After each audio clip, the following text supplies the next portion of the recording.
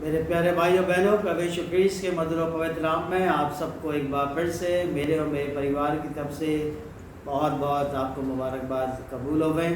और परमपिता परमेश्वर का हम दिल से शुक्रगुजारी अता करते हैं इस बेशकीमती मौके के लिए जो कि आपके उसके फजल से मिला कि मैं और आप एक सप्ताह की और भी दुनियावी यात्रा में आगे बढ़ते हुए इस नए सप्ताह में हम आज अपने आप को जीवितों के साथ इस धरती पर पा रहे हैं, इस नव प्रभात में अपने आप को पा रहे हैं और इस विशेष मौके में अपने आप को पा रहे हैं कि आपने saint John church hospital road की कलीसिया को खुदा बाप ने मौका दिया कि हम सब एक खानदान के रूप में अपने घरों में, अपने परिवारों में, अपनी परिस्थितियों में, यहाँ तक कि अपने अप्स डाउन में भी होते हुए हम परमेश्वर की दिल से शुक्रगुजारी अता करने जा रहे हैं। तो इन सारी बातों के लिए हम परमपिता परमेश्वर का दिल से शुक्रगुजारी अता करते हैं।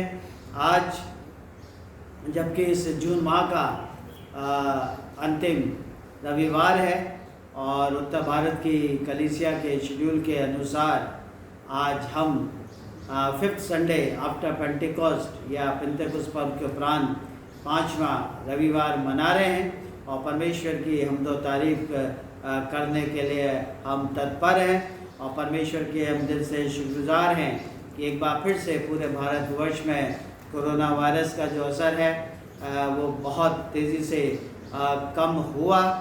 लोगों ने खुशहाली का अनुभव किया और एक सामान्य जीवन व्यतीत करने की कोशिश कर रहे हैं और भविष्य के लिए अपने आप को शारीरिक, मानसिक और उससे कहीं ज़्यादा आत्मिक तौर से मजबूत बनाने के लिए प्रयासरत हैं।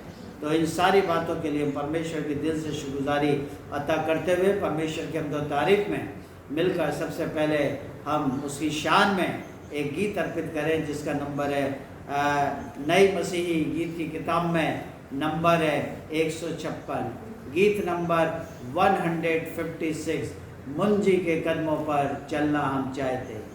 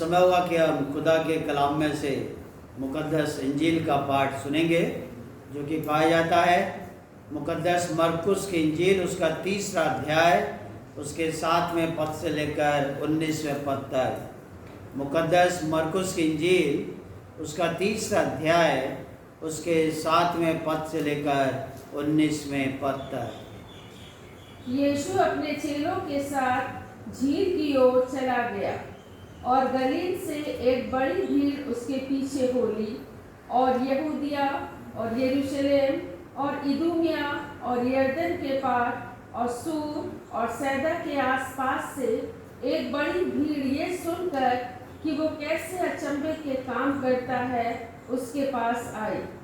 उसने अपने चेलों से कहा, भीड़ के कारण एक छोटी नाव मेरे लिए तैयार रहे, ताकि वे मुझे दबा ना सके, क्योंकि उसने बहुतों को चंगा किया था। इसलिए जितने लोग रोगग्रस्त थे उसे छूने के लिए उस पर गिरे पड़ते थे। अशुद्ध आत्माएं भी जब उसे देखती थी तो उसके आगे गिर पड़ती थी और चिल्लाकर कहती थी कि तू परमेश्वर का पुत्र है। और उसने उन्हें बहुत चिताया कि मुझे प्रगट ना करना। फिर वह पहाड़ पर चढ़ गया और जिन्हें वह चाहता था उन्हें अपने पास बुलाया, और वे उसके पास आए। तब उसने 12 पुरुषों को नियुक्त किया कि वे उसके साथ साथ रहे, और वह उन्हें भेजे कि वे प्रचार करें और दुष्टात्माओं को निकालने का अधिकार रखें। वे ये हैं, शमौन जिसका नाम उसने पतरस रखा, और जब्दी का पुत्र याकूब, और याकूब का भाई यूहन्ना, जिनका नाम उसने बुएनर्गिस अर्थात गर्जन के पुत्र रखा, और अंद्रयास और फिलिपुस और बरतुल्मै और मत्ती और थोमा और हल्फई का पुत्र याकूब और तद्दे और शमौन कनानी, और यहूदा इस्करियोती जिसने उसे पकड़वा भी दिया। ये क्रिस्त का सुसमाचार है। हे प्रभु यीशु, आपकी स्तुति हो। दुआ मांगे। खुदा बाप, खुदा बेटे और खुदा रूह कुदूस के नाम में आमीन। मेरे प्यारे भाइयों बहनों, एक बार फिर से मेरे और मेरे परिवार की तरफ से आपको बहुत बहुत शुभकामनाएं प्राप्त होवें, और हमारा पूर्ण तौर से विश्वास है कि आप सब अपने घरों में, अपने परिवारों में, अपनी परिस्थितियों में परमेश्वर के नज़दीकी में है, उसकी छत्र छाया में है। परमेश्वर ने अपनी पवित्र दृष्टि आप सब पर बनाए रखी है। हो सकता है पिछले दिनों में बहुत से अप्स डाउन से हम सब गुजरे हों, या शायद अभी भी हम में से बहुत से भाई बहन गुजर रहे हैं, लेकिन परमेश्वर ने हम सबको कभी नहीं छोड़ा। हमेशा अपनी उपस्थिति हमारे बीच में, हमारे परिवार में और हमारी कलीसिया में बनाए रखी है। तो हम परमेश्वर का इन सारी बातों के लिए दिल से शुक्रगुजार हैं, और एक बार फिर से उसने मुझे और आपको मौका दिया कि हम सत्य और आत्मा से परिपूर्ण होकर एक चित्त से, एक मन से, एक आत्मा से हम परमेश्वर की हम तारीफ कर सकें, उससे लौ लगा सकें, उसकी मधुर वाणी को सुनकर अपने जीवन में इम्प्लीमेंट करने वाले बन सकें। मेरे प्यारे भाइयों बहनों, अभी हमारे सामने ये पाठ पढ़ा गया मरकुस की इंजील, उसका 3रा अध्याय, उसके 7वें पद से लेकर 19वें पद तक।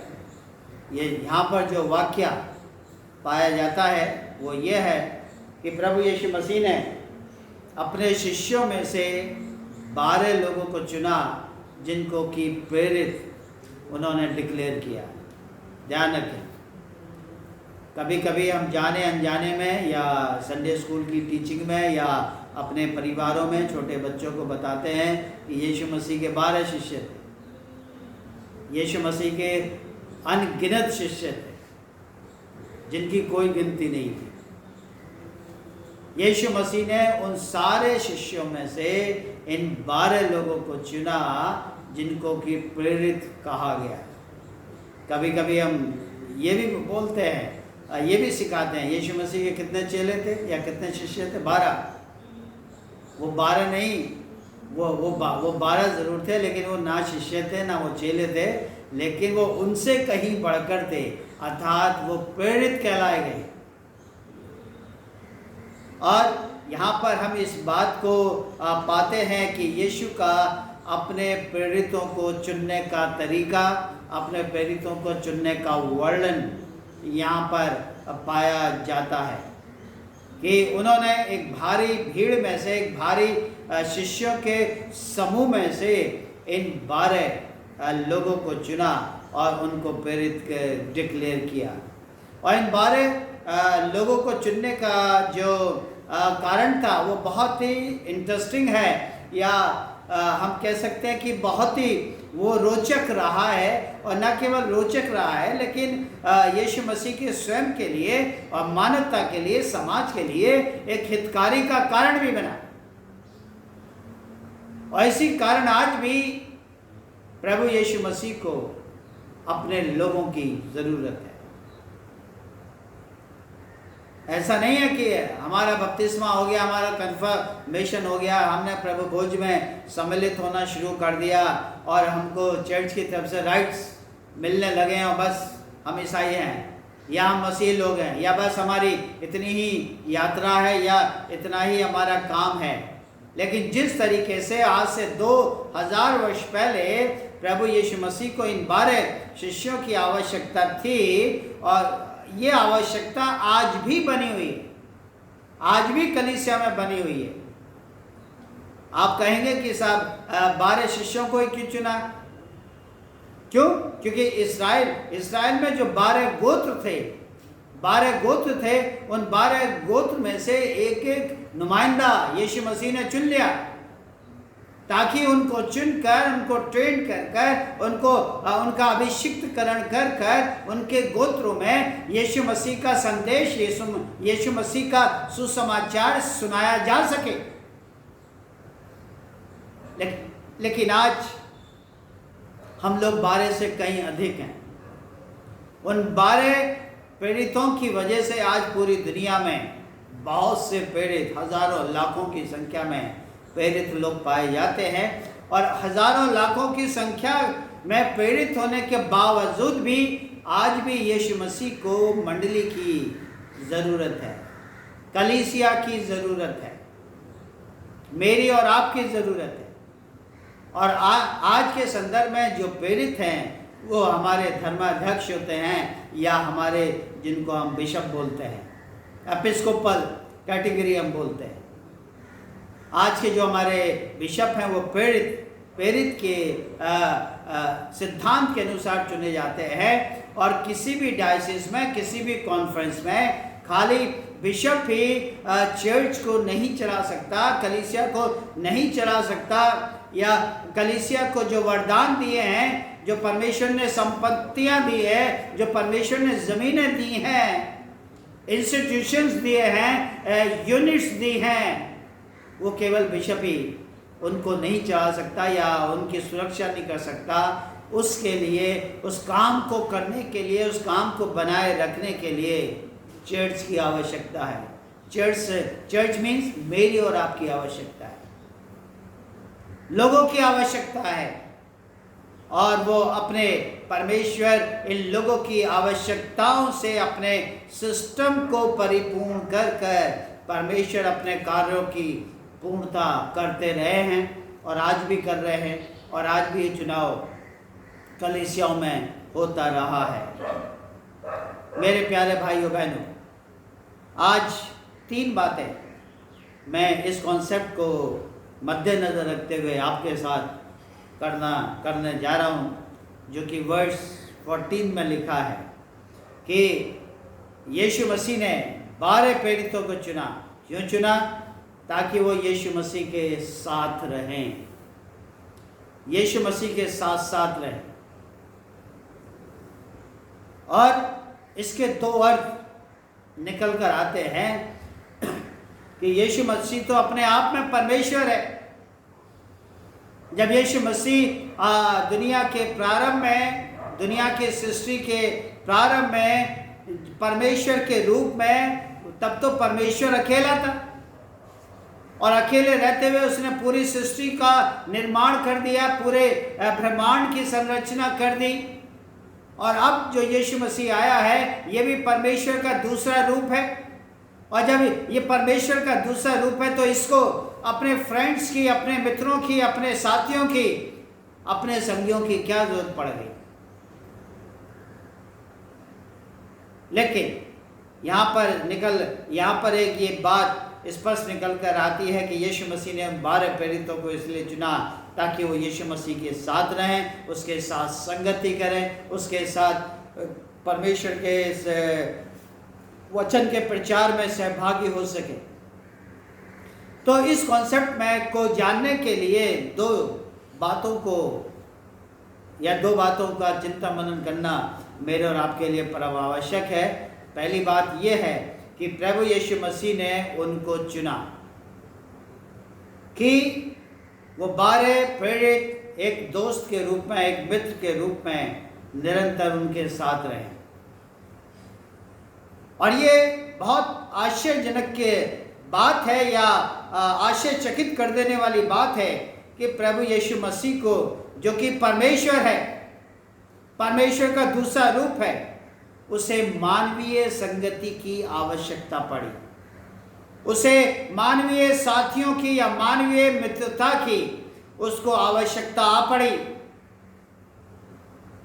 और यही मसीह विश्वास का मूल तत्व, जो फंडामेंटल, जो एक फैक्ट है, वो ये निकल कर आता है कि हम बड़े ही आदर के साथ कह सकते हैं कि परमेश्वर का कार्य बिना मनुष्य के नहीं हो सकता। परमेश्वर का कार्य बिना मानवता के नहीं हो सकता। परमेश्वर का कार्य बिना किसी दल के, बिना किसी समूह के, बिना किसी और ऑर्गेनाइजेशन के हो नहीं सकता। और यही कारण है कि वो प्रक्रिया, चुनाव की जो प्रक्रिया है, वो आज तक मेरे और आपके बीच में चल रही है, समाज के बीच में चल रही है, और हम कह सकते हैं कलीसियाओं के बीच में चल रही है। और यही मसीही विश्वास का एक मूल तत्व है। और दूसरी बात जो निकल कर आती है वो ये दिखाई पड़ती है कि प्रभु यीशु मसीह जानते थे, उनको ये आभास होने लगा था कि अब उनके पास समय कम है, अर्थात उनकी मृत्यु निकट है। दिन प्रतिदिन उनके व्यक्तिगत जीवन का जो लम्हा है वो उस कलवरी की तरफ बढ़ रहा है, उस क्रूसीकरण की तरफ बढ़ रहा है।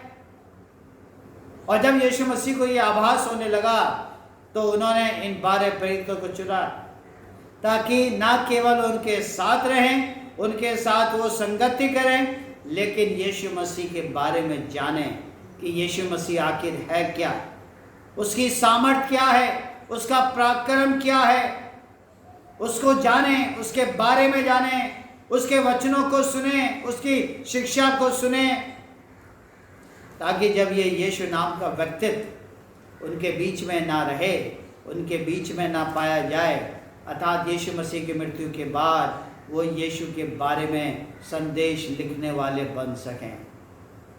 यीशु मसीह के बारे में ना केवल लिखने वाले बन सकें, लेकिन दूसरों तक इस संदेश को पहुंचाने वाले बन सकें। और आज ये वचन जिसका मैं और आप उपयोग करते हैं, इस वचन को पढ़ने से, मनन करने से, स्वीकार करने से जो मेरा और आपका आत्मिक जीवन पोषित होता है, मेरा और आपका आत्मिक जीवन दिन प्रतिदिन विकासशील हो रहा है, विकसित हो रहा है। ये इसी वजह से हो रहा है कि इन लोगों के द्वारा यीशु मसीह की बायोग्राफी या उसका वचन, उसका संदेश लिखा गया, और आज मैं और आप उससे आत्मिक आनंदित उठा रहे हैं। या हम कह सकते हैं कि ये प्रेरित लोग यीशु मसीह की एक जीवित पुस्तक ठहरे थे। और केवल आज भी मैं समझता हूँ, मैं कहता हूँ, अब कई बार मैं आपके साथ वचन में शेयर करता हूँ, आज भी यीशु मसीह चाहता है कि मेरा और आपका जीवन उसकी जीवित पुस्तक बनकर इस धरती पर प्रकट हो। जीवित पुस्तक, ताकि अन्य जाति के लोग, अन्य विश्वास के लोग, अन्य आस्था के लोगों को बाइबल पढ़ने की जरूरत ना हो। इन ग्रंथों को पढ़ने की जरूरत ना हो, लेकिन मेरे जीवन को देखकर, मेरे व्यवहार को देखकर, मेरे शिष्टाचार को देखकर, मेरी गतिविधियों को देखकर, मेरी कार्यशैली को देखकर लोग उस उद्धारकर्ता यीशु मसीह को जानने वाले बन सके। जरूरी नहीं कि हम स्क्रिप्चर बांटें, जरूरी नहीं हम न्यू टेस्टामेंट बांटें तभी यीशु मसीह का प्रचार होगा, लेकिन यीशु मसीह का प्रचार उससे कहीं अधिक मेरी और आपकी ज़िंदगी को एक जीवित पुस्तक के रूप में ट्रांसफॉर्मेशन में देखना चाहता है। परिवर्तित एक मुद्रा में मेरा और आपका जीवन यीशु मसीह देखना चाहता है। तो ये प्रेरित जो है यीशु मसीह के लिए एक जीवित पुस्तक थे। और जो दूसरी बात यहाँ पर निकल कर आती है कि यीशु मसीह ने इन 12 प्रेरितों को अपने शिष्यों में से चुना। पहली बात हमने देखी कि यीशु ने 12 प्रेरितों को चुना, लेकिन ये 12 प्रेरित कहाँ से आए? ये 12 प्रेरित यीशु मसीह ने अपने शिष्यों के समूह में से चुना। हम जानते हैं कि शिष्य का जो अर्थ है वो है सीखने वाला।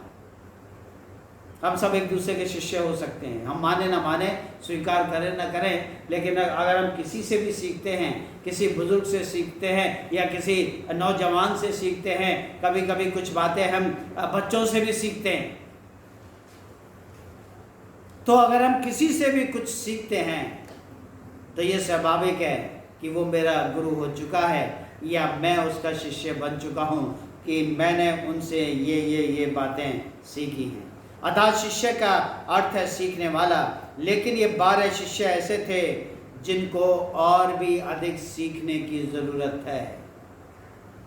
उस भारी भीड़ को तो सीखने की ज़रूरत है, लेकिन उस भारी भीड़ को सिखाने के लिए इन 12 प्रेरितों की ज़रूरत है। और इन 12 प्रेरितों को यीशु मसीह के साथ एसोसिएट होते हुए, यीशु मसीह के साथ फेलोशिप रखते हुए, यीशु मसीह के साथ एक कंपेनियनशिप रखते हुए इनको और भी अधिक सीखने की ज़रूरत है। और जब उनको सीखने की ज़रूरत है या उनको और भी अधिक सीखना था, तो हम कह सकते हैं कि आज के संदर्भ में एक मसीही जन वो है जो अपना समस्त जीवन प्रभु यीशु के विषय में सीखने में लगा देता है। जिंदगी के अंतिम लम्हे तक वो यीशु मसीह को सीख रहा है, यीशु मसीह को जान रहा है, यीशु मसीह को समझ रहा है, और परमेश्वर की नज़र में, दृष्टि में वही एक मसीही जन साबित होता है जो कि अपनी ज़िंदगी के अंतिम समय तक पूरा समय यीशु मसीह के बारे में, यीशु मसीह के सीखने में लगाता है। और ऐसे यीशु मसीह को सीखने में लगाता है कि एक समय आएगा कि वो यीशु मसीह को आमने सामने देख सकेगा। अर्थात न्याय के समय में जब न्याय सिंहासन मेरे और आपके लिए लगाया जाएगा या पूरी मानव जाति के लिए लगाया जाएगा, तब मुझे और आपको अवसर मिलेगा या ऐसे व्यक्ति को अवसर मिलेगा जो ज़िंदगी के अंतिम समय तक यीशु मसीह को जानने की कोशिश में उसने अपना समय व्यतीत कर दिया, जीवन यापित कर दिया। ऐसे व्यक्ति को मौका मिलेगा कि वो यीशु मसीह को एक दिन आमने सामने देख सकेगा। तो 2 बातें हमने यहाँ देखी कि यीशु मसीह ने इन 12 प्रेरितों को चुना, दूसरी बात इन 12 प्रेरितों को शिष्यों में से चुना, और तीसरी जो बात है वो है यीशु मसीह ने उनको अपने प्रेरित होने के लिए चुना। उनको प्रेरित होने के लिए उनको यीशु मसीह ने चुना और उनको डिक्लेयर किया। और प्रेरितों के लिए जो ग्रीक वर्ड है या यूनानी शब्द है वो है अपोस्टोलोस, जिसका मतलब है भेजे गए या भेजा गया। इन प्रेरितों को चुना, और प्रेरित का मतलब है इनको यीशु मसीह ने दुनिया में भेजा। जैसा कि मैंने थोड़ी देर पहले कहा कि इस्राएल कौम में 12 गोत्र होते थे, और 12 गोत्र में से एक एक व्यक्ति यीशु मसीह ने चुना ताकि पूरे इस्राएल में ये परमेश्वर का प्रचार हो सके, यीशु मसीह का प्रचार हो सके। तो उसका अर्थ है भेजा गया। और ये शब्द किसी भी दूत या राजदूत के लिए काम में लिया जाता है या लिया जा सकता है। आज भी मैं और आप दुनिया में देखते हैं, अपने देश में देखते हैं कि पूरी दुनिया में जितने भी राष्ट्र हैं, जितने भी देश हैं, हर देश का एक एक एम्बेसडर, एक एक राजदूत पूरी दुनिया में रहता है। पूरे देश में रहता है, वो अपने देश को प्रकट करता है, वो अपने देश को रिप्रेजेंट करता है, वो अपने देश का प्रतिनिधि होता है। हमारे देश के जो सूचना है उसके द्वारा उनको पहुंचती है, या उनको हमारे देश को जो सूचना देनी होती है उनके माध्यम से वो हमारे देश में आती है। वो अपने देश का एक प्रतीक होता है। वो अपने देश के लिए सारी दुनिया में बोलता है, या जिस देश में मनोनीत किया गया है उस देश में बोलता है,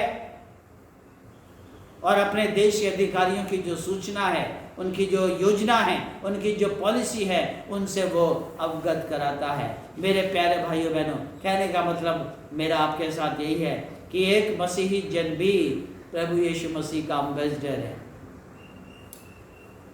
प्रभु यीशु मसीह का एक मैसेंजर है, प्रभु यीशु मसीह का एक राजदूत है। और इस प्रकार का राजदूत है केवल अपनी वाणी से नहीं, केवल अपने वचन से नहीं, या सुसमाचार को फैलाने से नहीं, संदेश को फैलाने से नहीं, लेकिन अपने जीवन की प्रत्येक गतिविधि से, अपने जीवन की जो प्रतिदिन की दिनचर्या है, उस दिनचर्या से, अपने व्यवहार से, अपने वार्तालाप से, अपनी बातचीत करने के तरीके से, अपने रहने सहने के तरीके से, या अपना जो भी स्टेटस है उसके माध्यम से समाज में मानवता के साथ, कम्युनिटी के साथ संगति करने के माध्यम से, या ये मैं कहूँ यहाँ तक कि हमारे जीवन की प्रत्येक गतिविधि से, अर्थात प्रत्येक कार्य से हम यीशु मसीह की जीवित पुस्तक बन सकते हैं। हम यीशु मसीह को प्रकट कर सकते हैं। हम यीशु मसीह को सूचना, यीशु मसीह के सुसमाचार को फैला सकते हैं। तो तीसरी जो बात है कि प्रभु यीशु मसीह ने उनको अपने प्रेरित होने के लिए चुना, अर्थात आज भी मुझे और आपको प्रभु यीशु मसीह ने चुना। और इन 12 प्रेरितों के लिए जो यीशु मसीह ने अपने काम के लिए उनको रखा, उनको मखसूस किया, 2 बहुत ही महत्वपूर्ण बातें हैं जो आज भी मेरे और आपके जीवन में, मेरी और आपकी कलीसिया में, मेरी और आपकी कम्युनिटी में लागू होती है। इन 2 बातों को भी मैं आपके साथ शेयर करना चाहूँगा। पहली बात ये कि ये 12 जो प्रेरित थे, ये बहुत साधारण किस्म के लोग थे, बहुत साधारण मनुष्य थे। इन 12 प्रेरितों में से कोई भी व्यक्ति पढ़ा लिखा नहीं था, या पढ़ा लिखा होगा तो ज़्यादा शिक्षित नहीं थे, ज़्यादा पढ़े लिखे नहीं थे, धनी परिवारों से को बिलोंग नहीं करते थे, समाज में उनकी कोई ज़्यादा चर्चा नहीं थी, कोई प्रसिद्धि नहीं थी, या वो समाज में ज़्यादा विख्यात नहीं थे, और ना ही समाज में प्रभावशाली थे, ना ही उनकी कोई आवाज़ थी, ना ही उनकी कोई पहचान थी। उनको किसी विशेष प्रकार की ट्रेनिंग भी नहीं थी, किसी विशेष प्रकार की शिक्षा भी उनको प्राप्त नहीं थी। अतः ये इस बात को प्रकट करता है यीशु मसीह का चुनाव इन 12 प्रेरितों की जो को व्यक्तित्व था या उनकी जो पर्सनैलिटी थी, वो इस बात को प्रकट करती है कि प्रभु यीशु मसीह का कार्य उन लोगों के हाथ में नहीं है जिनको संसार महान समझता है, या मैं उन लोगों को बड़ा विख्यात समझते हैं, उन लोगों को बड़ा महान समझते हैं, उन लोगों को बड़ा शौर्य वाला समझते हैं, उन लोगों को बड़ा बहुत ही शिक्षित समझते हैं, या अपनी कम्युनिटी में बहुत से लोगों को हम बहुत क्रीम समझते हैं, बहुत सुप्रीम समझते हैं, और हम सोचते हैं कि शायद कलीसिया इन्हीं से चल रही है, चर्च इन्हीं से चल रहा है, हमारा ऑर्गेनाइजेशन शायद इन्हीं से चल रहा है। लेकिन ये बात यहाँ पर नकारात्मक साबित करती है कि प्रभु यीशु मसीह का कार्य उन लोगों के हाथों में नहीं है जिनको संसार महान समझता है या प्रतिभाशाली समझता है या धनवान समझता है, लेकिन प्रभु यीशु मसीह का कार्य मेरे और आप जैसे साधारण मनुष्यों के हाथों में यह परमेश्वर ने सौंप रखा है। साधारण कलीसियाओं को सौंप रखा है, साधारण विश्वासियों को सौंप रखा है, साधारण लीडर्स या अगुओं को सौंप रखा है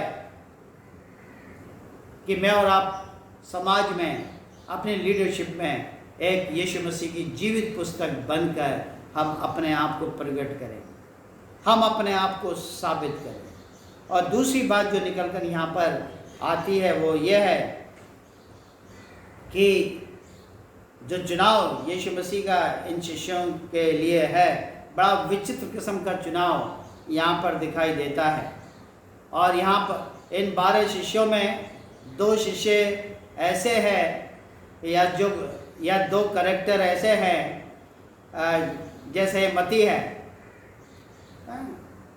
जो कि चुंगी लेने वाला था या महसूल लेने वाला था, और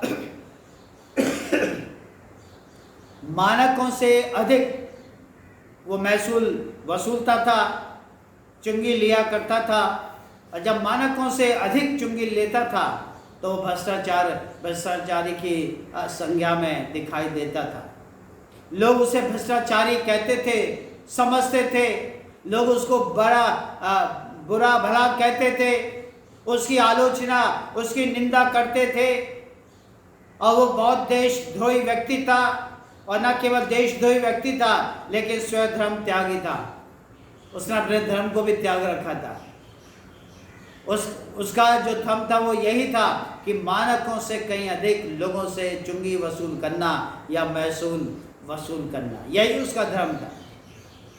और दूसरा कैरेक्टर हम देखते हैं शमौन। यहाँ पर जो बाइबल में अभी पढ़ा गया वो शमौन कनानी है।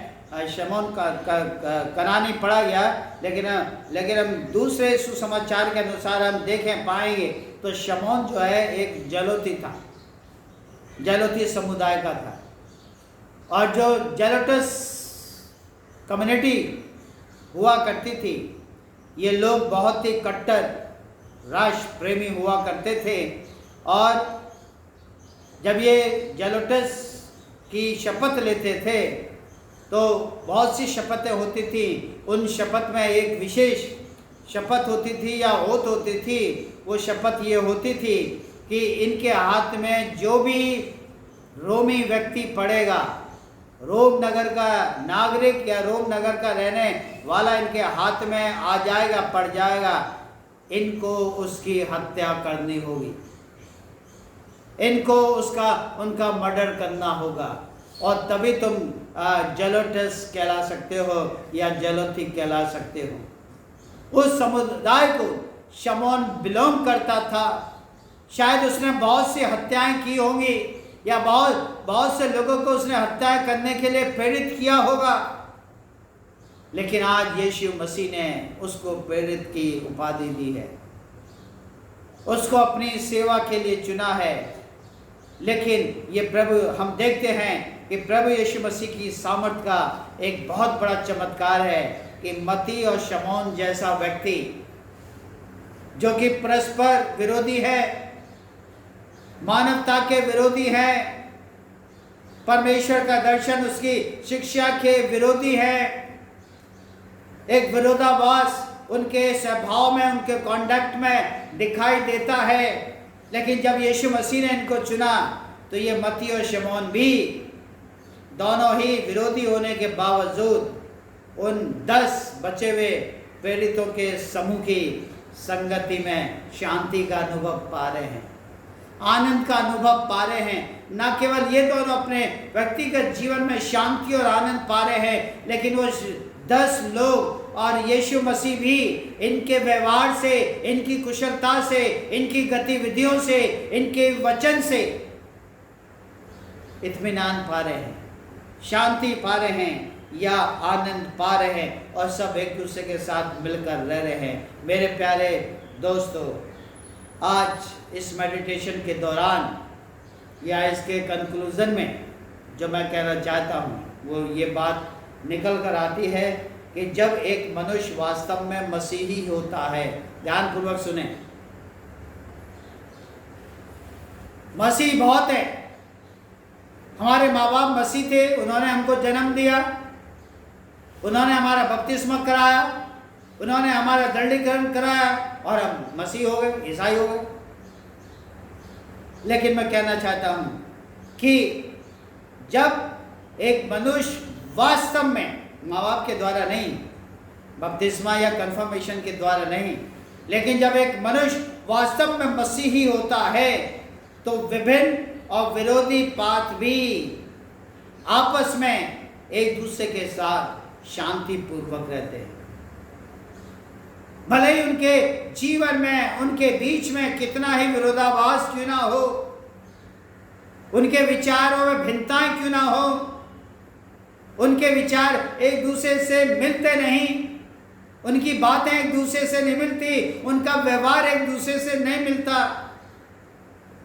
लेकिन जब वो मसीह मंडली में रहते हैं, मसीह मंडली में आते हैं, सलीबी झंडे के तले अपने जीवन को व्यतीत करते हैं, तो इस प्रकार के लोग, इस प्रकार के मसीह लोग विभिन्नताओं में होते हुए विरोधी बात भी साथ साथ शांति पूर्वक रहते हैं और उनको ये आभास रहता है, और मैं और आप भी ये आभास स्वयं के मध्य में कर सकते हैं, अपने परिवार में कर सकते हैं, अपने आस पड़ोस में कर सकते हैं, अपनी कलीसिया, अपनी मंडली में कर सकते हैं, और नहीं कर सकते तो आभास करने का प्रयास कर सकते हैं।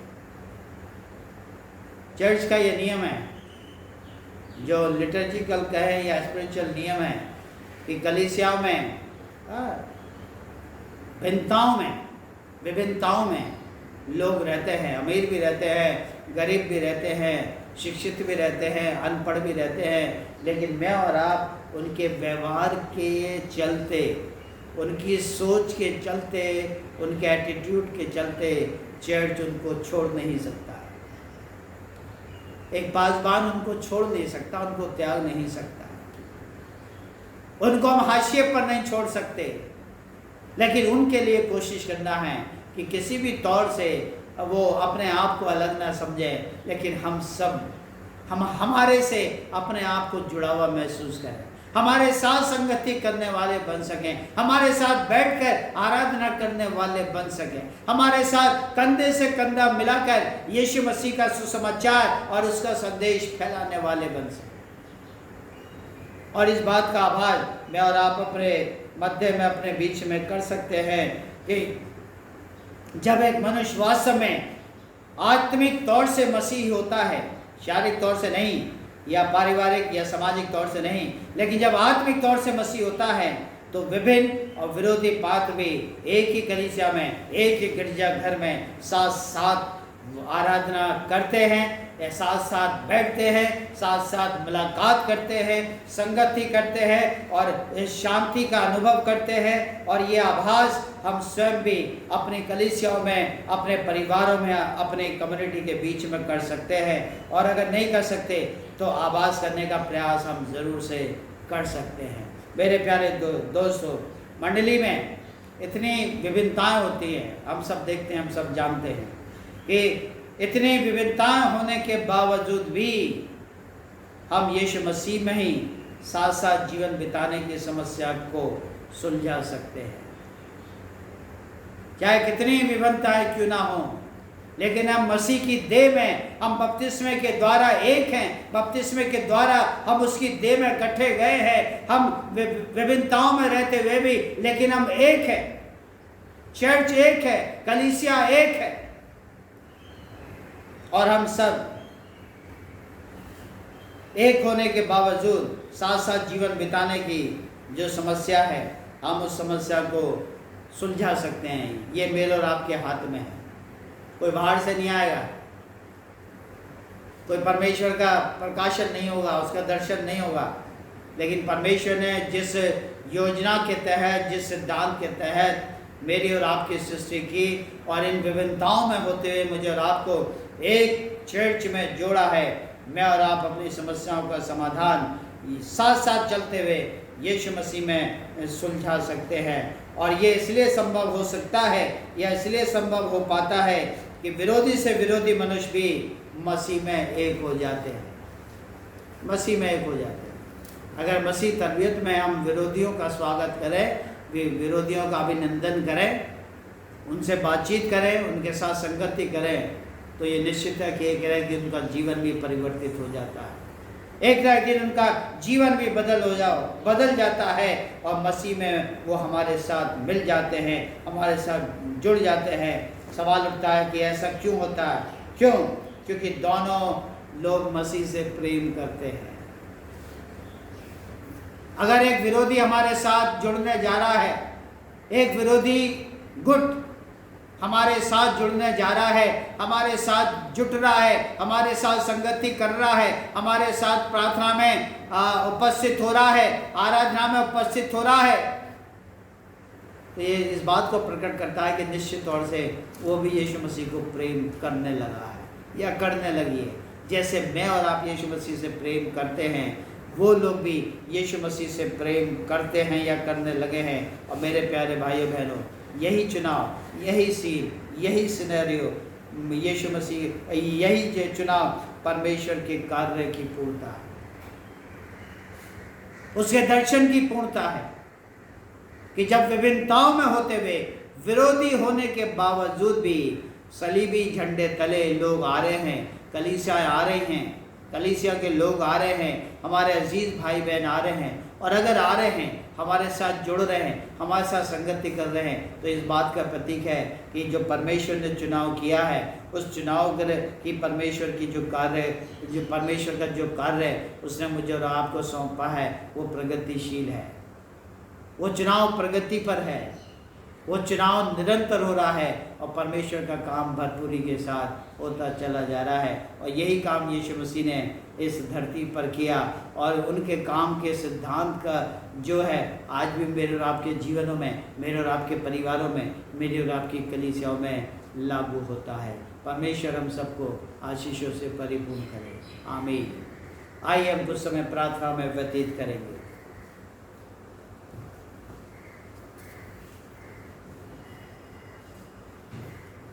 महान अनुग्रहकारी पिता परमेश्वर, बड़ी स्तुति प्रशंसा धन्यवाद के बलि के साथ आपके चरणों में अर्पित है और धन्यवाद देते हैं इस बेशकीमती मौके के लिए जो कि आपके फजल से मिला और हम सब एक विशाल खानदान के रूप में आपकी हुजूरी में आ सके, अपने घरों में, अपने परिवारों में, अपनी परिस्थितियों में रहकर आपके नाम की हम तो तारीफ कर रहे हैं। आपके वचन को हमने पढ़ा या सुना या आपके वचन पर चिंतन मनन कर रहे हैं या जहाँ कहीं भी हैं, किसी भी हालत में हैं, हम आपका पवित्र नाम अपने हृदयों से, अपनी आत्मा से ले रहे हैं और हमारा विश्वास है कि हम सबका प्रयास ये आपको पसंद आ रहा है। आप सबको ब्लेस कर रहे हैं, हम सबको टच कर रहे हैं और आपके अनुग्रह की सामर्थ्य अनुभव हम अपने जीवन में प्राप्त कर रहे हैं। खुदावन शुक्रगुजार हैं पिछले सप्ताह के तमाम आशीषों के लिए, तमाम सुरक्षाओं के लिए, तमाम सेवकाई के लिए जो कि आपने हमारे जीवनों से ली। और हमारा विश्वास है हमारे जीवन का प्रत्येक पल आपके नाम की महिमा को प्रकट कर सका है और हम सब आपके लिए विश्वास गवाह बन सके हैं। और भविष्य के लिए भी हम अपना जीवन आपके हाथों में सौंप देते हैं।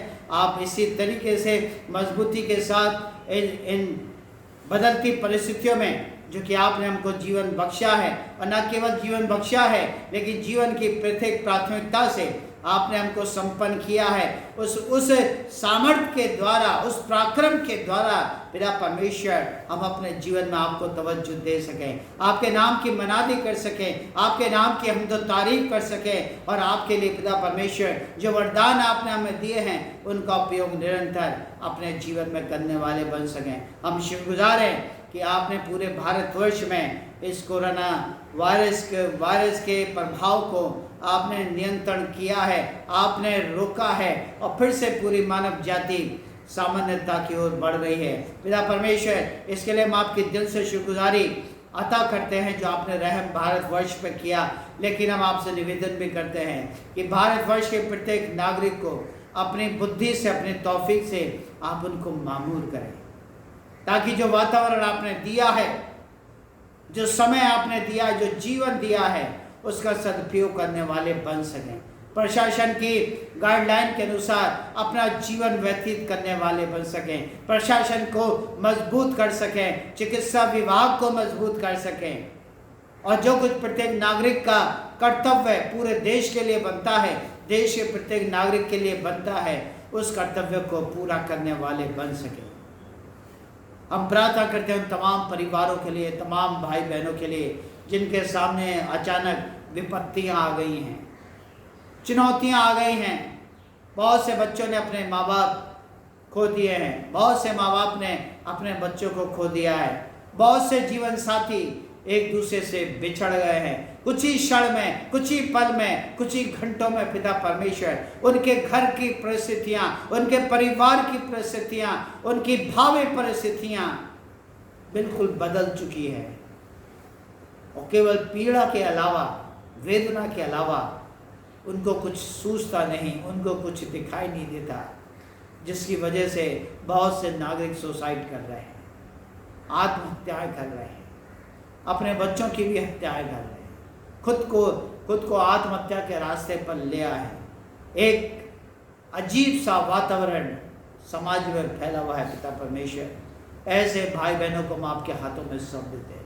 किसी भी समाज के हों, किसी भी आस्था के हों, किसी भी विश्वास के हों, आप उनकी सुधि लें, हिम्मत दें, धीरजवंत बनाएं, सहनशीलता प्रदान करें, ताकि जो भी परिस्थितियां उनके जीवन की बनी हैं, इस महामारी का एक भाग समझ सके, एक भाग समझकर स्वीकार कर सके, और जो चुनौतियां उनके सामने आ रही हैं, उन चुनौतियों से लड़ने के लिए, संघर्ष करने के लिए उनमें एक आत्मविश्वास आ सके, अपने बच्चों के लिए, समाज के लिए आशीष का कारण बनते हुए एक रोल मॉडल भी बनने वाले बन सके। ऐसे तमाम परिवारों को हम आपके हाथों में सौंप देते हैं। अपनी शांति उनके जीवन में कायम करें, आप उनको इत्मीनान दें। हम प्रार्थना करते हैं चिकित्सा विभाग के लिए, पुलिस प्रशासन के लिए, जो कि आपने हमारे देश को, हमारे सूबे को, हमारे ज़िले को दिए पिता परमेश्वर। आप इन सब की भी मदद करें, इन सब की भी अगुवाई करें। निसंदेह इन्होंने 24 घंटे अपने मृत्यु को, अपने जीवन को या मृत्यु को दांव पर लगाकर पिता परमेश्वर मानवता की सेवा की है, नागरिकों की सेवा की है। पिता परमेश्वर इनके साथ हो, इनके परिवारजनों के साथ हो, कि उन्हें अपने परिवारजनों पर गौरव हो सके, गर्व हो सके, और पिता परमेश्वर वो उनकी हिम्मत को हौसला अफजाई करने वाले बन सके। साथ ही साथ हम वैक्सीनेशन प्रोग्राम को आपके हाथों में सौंप देते हैं, जो कि पूरे देश में हो रहा है, और जिनके द्वारा वैक्सीन हम तक पहुंच रही है, जिनके द्वारा वैक्सीन हमको दी जा रही है। आप सबकी मदद करें, सबकी अगुवाई करें, सबको अच्छा मन दें और अच्छी सोच दें। साथ ही साथ हम अपने देश के प्रत्येक नागरिक को आपके हाथों में सौंप देते हैं कि इस पद्धति से, इस प्रोसेस से डरे ना, लेकिन इस पर विश्वास करें, इस पर भरोसा करें, और जो प्रशासन कहता है, जो हमारे देश के अधिकारी कहते हैं, उनकी बातों पर विश्वास करने वाले बन सके, और इस वैक्सीन को लेने वाले बन सके, ताकि न केवल उनका जीवन, लेकिन आगामी जो पीढ़ियां हैं, खुदावा उनका जीवन भी संरक्षित होने वाला बन सके। अंत में हम प्रार्थना करते हैं उन भाई बहनों के लिए जिनके जीवन में पिछले सप्ताह बहुत सी आशीषें आपने उनको दी, अच्छा मन दिया, अच्छा स्वभाव दिया, अच्छी तंदुरुस्ती इनायत करी, और उनमें से खासों से हमारे बुजुर्ग बहन मिसेज़ लीला वर्मा, हमारी बुजुर्ग बहन मिसेज़ कैलाशी विल्सन, जिनकी 25 तारीख को वर्षगांठ थी, और दोनों बुजुर्गी के आलम में हैं, और अच्छी तंदुरुस्ती आपने उनको इनायत करी, और इस बदलते परिप्रेक्ष्य में भी आपने इनको संभाल कर रखा, इनके शरीर को गर्म रखा, और निसंदेह ये पूरी कम्युनिटी के लिए ये दोनों बहनें आशीष का कारण बन सकी, और निसंदेह इनके आत्मा से, इनके हृदय से आपकी शुक्रगुजारी दी जा रही है, और न केवल अपने परिवार के लिए प्रार्थना कर रहे हैं, लेकिन पूरी कम्युनिटी के लिए प्रार्थना कर रही है। भविष्य के लिए इनका जीवन, इनकी सेवकाई, इनका स्वास्थ्य हम आपके हाथों में सौंप देते हैं। एक दोस्त की हैसियत से आप इनके जीवन में रहें। हम प्रार्थना करते हैं बहन किरण मोरभट के लिए, जबकि कल उनकी वर्षगांठ थी। आपने भी इस बहन को इस बदलती परिस्थिति में दुनियावी जीवन का एक वर्ष पूरा किया, और एक नए वर्ष में प्रवेश कर सकी हैं। इस बहन पर भी आपकी आशीष बनी रहे, इनके बच्चों पर आपकी आशीष बनी रहे, और जो कुछ भी सेवा है वो समाज में, कलीसिया में, परिवार में देती है, सब कुछ आपकी पाकीज़गी में होने वाला बन सके। एक बार फिर से हम सभी भाई बहन एक चीज से, एक मन से, एक आत्मा से अपना जीवन पूर्णतः आपके हाथों में सौंप देते हैं। और अंत में प्रार्थना करते हैं कलीसिया के प्रत्येक भाई बहन के लिए, चाहे वो बुजुर्ग हों, चाहे वो सीनियर हों, चाहे वो नौजवान हों, चाहे वो बच्चे हों, अगर उनके जीवन में दुनियावी तौर से कोई परेशानी है, कोई पीड़ा है, कोई दर्द है, कोई कमजोरी है, निर्बलता है, खुदावन आपका बेशकीमती लहू प्रत्येक भाई बहन के शरीर के रग रग में प्रवाहित होने पाए, ताकि इस बेशकीमती लहू के द्वारा उनको छुटकारा प्राप्त हो सके, उनको मुक्ति प्राप्त हो सके, उनको चंगाई प्राप्त हो सके और भविष्य में वो आपके लिए एक विश्वास गवाह बनने वाले बन सके। प्रभु आप हमारी विनती को सुने और स्वीकार करें, आपके मीठे और पवित्र नाम से मांग लेते हैं, आमीन। हे हमारे पिता, तू जो स्वर्ग में है, तेरा नाम पवित्र माना जाए, तेरा राज्य है, तेरी इच्छा स्वर्ग में पूर्ण होती है वैसे पृथ्वी पर भी हो। हमारे दिन भर की रोटी आज हमें दीजिए, हमारे अपराधों को क्षमा कीजिए जैसे हमने अपराधों को क्षमा किया है, हमें परीक्षा में पढ़ने दीजिए परंतु बुराई से बचा लीजिए, क्योंकि राज, पराक्रम और महिमा अब और सर्वदा आपके ही हैं, आमीन। अब हमारे प्रभु यीशु क्रिस्ट का अनुग्रह और परमेश्वर पिता का प्रेम और पवित्र आत्मा की सहभागिता आप सभी के साथ, आपके परिवारजनों के साथ, आपके सगे संबंधियों के साथ और तमाम विश्वासियों के साथ अब से लेकर सदा तक होती रहे, आमीन।